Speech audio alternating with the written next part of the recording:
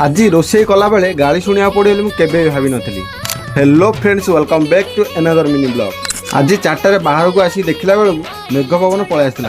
आज खेलिया जाइलानी। तापर वर्षा पवन टे रहा मुझे पलि समा काटियाना दुकान को सूप पीवाई।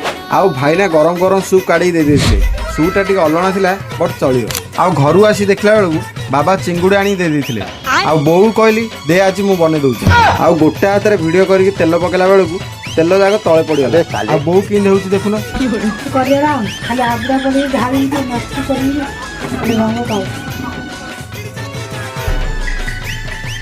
तापर मु कहली तो से बना मु बनईली।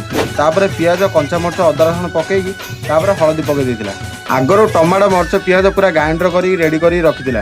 तापर पानी टिए देईकी मसला कसिकी ग्राइंडर करथिया मसला को पकई देतिला। तापर घंटा घंटी करके मसला गुंड पकई देतिला। तापर पानी देईकी चिंगुड़ी सेतरे पकायला। आ स्मेल पूरा कष होउतिला। तापर बस पड़ितलु खाइबा पई। आउ किए रोषे कला बेले बहुत गाड़ी सुनछ कमेंट टे कल। देखा आउ गोटे ब्लॉग रे। रहउची जय जगन्नाथ।